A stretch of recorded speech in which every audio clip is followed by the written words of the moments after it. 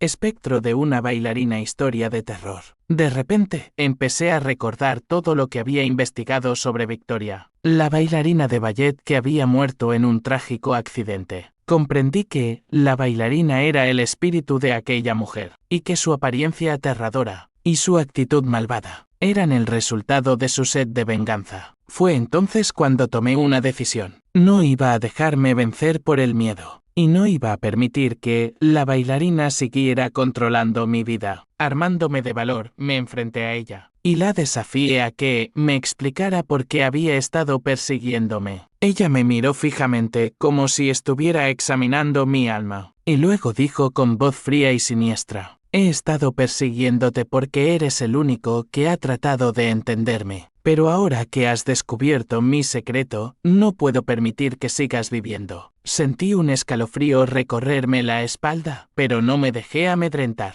En vez de eso, le hablé con firmeza, diciéndole que era hora de que dejara de perseguirme, y que encontrara la paz que tanto había buscado. Después de un momento de silencio, la bailarina asintió con la cabeza, como si hubiera entendido mis palabras, y en un instante desapareció en la oscuridad, dejando solo un eco lejano de su risa siniestra. Después de la desaparición de la bailarina, caía al suelo, completamente agotado. Sentía que mi cuerpo había perdido toda su fuerza, y que necesitaba recuperar el aliento. Me tomó unos minutos para recuperar la conciencia, y cuando lo hice, me di cuenta de que estaba solo en la oscuridad. Miré a mi alrededor tratando de entender lo que acababa de suceder, y luego decidí volver a casa. Cuando llegué a mi casa, me sorprendió encontrar un correo electrónico de un hombre que afirmaba que estaba experimentando lo mismo que yo con la presencia de la bailarina. En el mensaje, él decía que había sido perseguido por ella durante varias noches, y que temía por su vida. Me di cuenta de que no estaba solo en mi experiencia, y que había muchas personas que habían sido afectadas por la presencia de la bailarina. Decidí que necesitaba hacer algo al respecto, y empecé a buscar información sobre cómo combatir a los espíritus malignos. Descubrí que existían rituales y hechizos que podían utilizarse para protegerse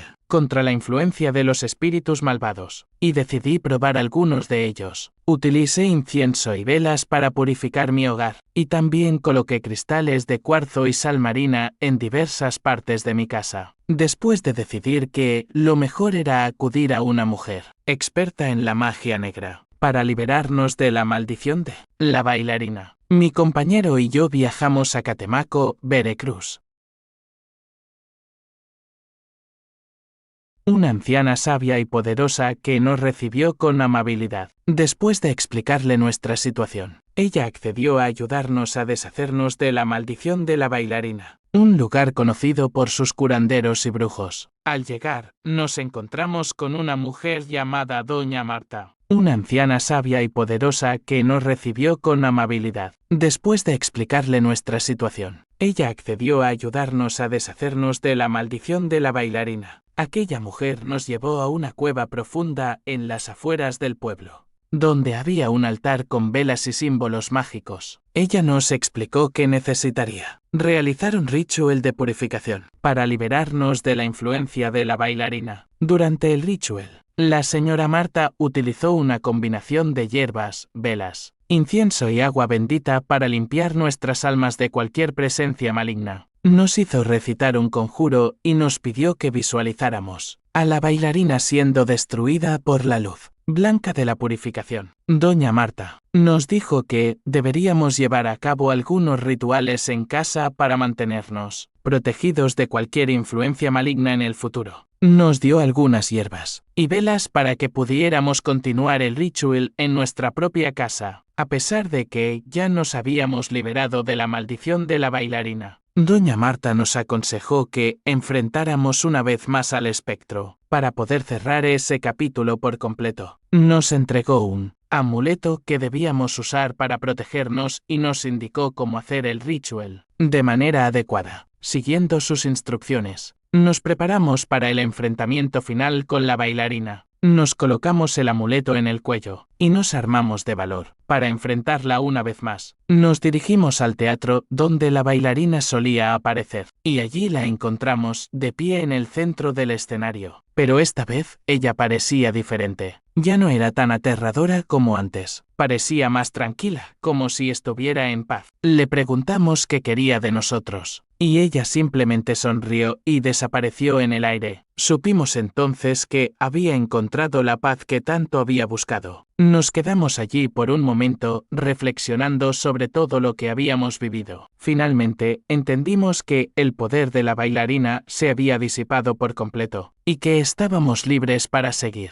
adelante con nuestras vidas, sin la influencia del espíritu maligno. Regresamos a casa con una sensación de alivio y liberación. Realizamos el ritual que nos había enseñado doña Marta para mantenernos protegidos. Y a partir de ese momento, nuestras vidas cambiaron por completo. Nos dimos cuenta de que la vida estaba llena de misterios y peligros, pero también de que teníamos la capacidad de enfrentarlos y de superarlos. Aprendimos que la protección adecuada, la sabiduría y el coraje podían hacer una gran diferencia en nuestras vidas.